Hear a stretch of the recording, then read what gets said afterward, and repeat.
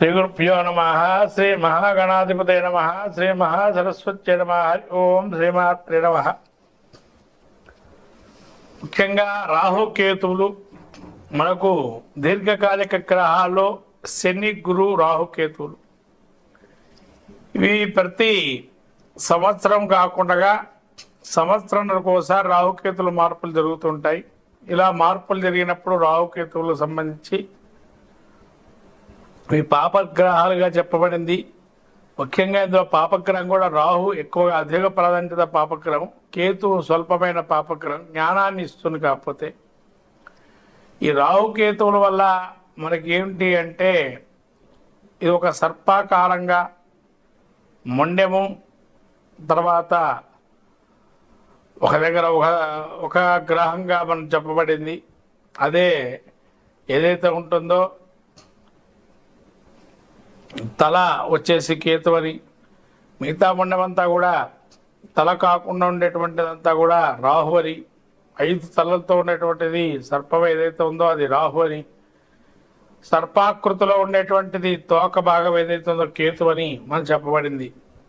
కాబట్టి ఈ రాహుకేతువులు ప్రబలంగా సూర్యచంద్రులను మర్దనం చేస్తూ గ్రహణ సమయాల్లో వాళ్ళ యొక్క నిస్తేజాన్ని కోల్పోతూ రాహుకేతులు ప్రబలి అనేకమైనటువంటి రాక్షస గుణాదులు కానీ అనేక అద్భుతాలు కానీ సృష్టించేటువంటి అవకాశం ఉంటుంది.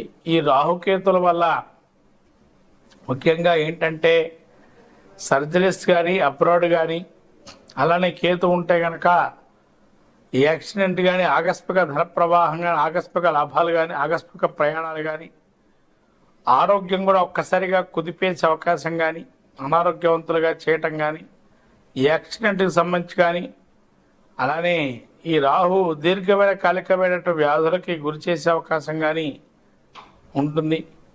కాబట్టి రాహుకేతువులు ప్రబలంగా మనిషి జీవితం మీద ఎక్కువగా కలియుగంలో రాహుకేతుల ప్రభావం ఎక్కువ విఫలంగా ఉంటుంది. ఈ రాహుకేతులకు మనకు వివిధ స్థానాల్లో ఉన్నాయి.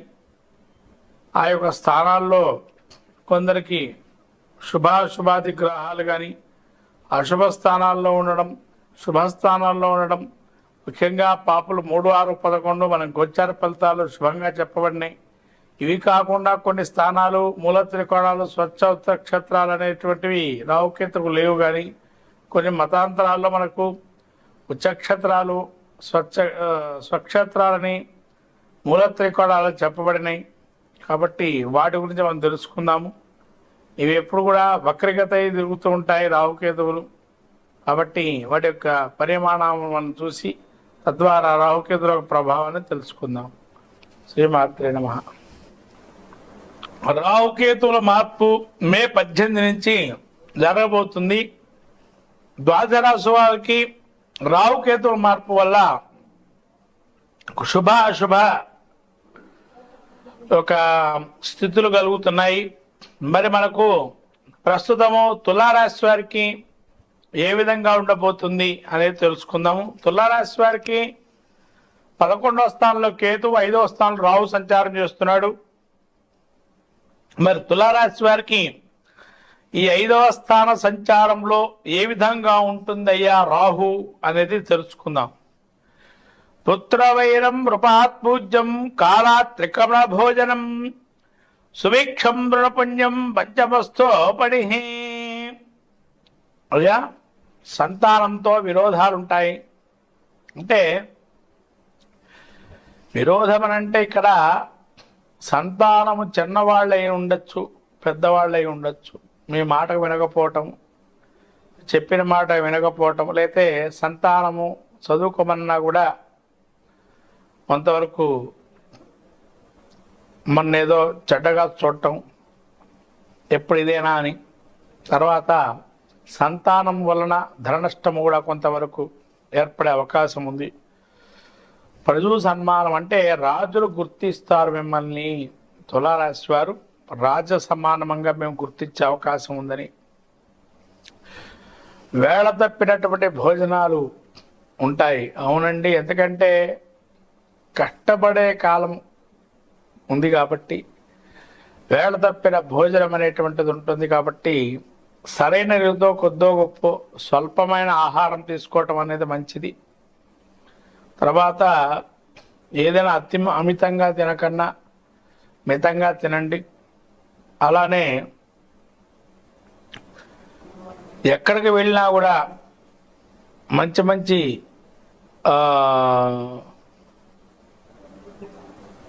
ఆరాధించేటువంటి వారు కానీ అలా దొరికే అవకాశం ఉంటుంది. ఎక్కడికి వెళ్ళినా రాజ్య పూజ్యత గౌరవాలకి ఎటువంటి హాని లేకుండా ఉంటుంది. ఒక్క సంతాన రీత్యా మాత్రం ఇబ్బందులు కలిగే అవకాశం ఉంది ఈ యొక్క రాహు పంచమ స్థాన సంచారం. మనం కేతువు చూసుకున్నట్లయితే ఏకాదశంలో ఉన్నాడు కేతు. వస్త్రమాల్యాదిలాభంచ గజసంగాక్షరాద్ధి సుభోజనం. అంటే ఏకాదశంలో కేతువు గజముకు సమానమైనటువంటి వాహనాలు ఎక్కడం, అంటే అధునాతనమైనటువంటి టెక్నాలజీ కలిగేటువంటి వాహనాలు ఎక్కటం కానీ, నూతనమైనటువంటి వస్తువు కొనటం కానీ, లేదా నూతన వాహనాలు కొనటం కానీ, అలానే భోజన సౌఖ్యం కానీ, పశు సంపద పాడి పరిశ్రమ చేసేటువంటి వారికి లాభం చేకూరే అవకాశం ఉందని, నూతన వస్త్రాలు రంగురంగుల వస్త్రాలు అనేక రకాలైనటువంటి వస్త్రాలు కొనుగోలు చేయటం కానీ, అలానే కొనుగోలులో కొంతవరకు లాభసాటిగా భూలాభాలు ఉండడం కానీ, నూతనమైనటువంటి కార్యక్రమాలు చేపట్టడం కానీ, అలానే అనేక రకాలైనటువంటి లాభాలు పొందటము, సుగంధం లాంటి వ్యాపారం చేసేవారికి లాభం చేకూరటం, ఇలా అనుకోకుండా కొంత కలిసి రావటం, డబ్బులు కానీ వృత్తిరీత్యా కానీ ఇలా అన్నీ కూడా మీకు అనుకూలంగా మారే అవకాశం, పేరు ప్రతిష్టలు కానీ ఇవన్నీ విధాలుగా కేతువు అనుగ్రహిస్తున్నాడు.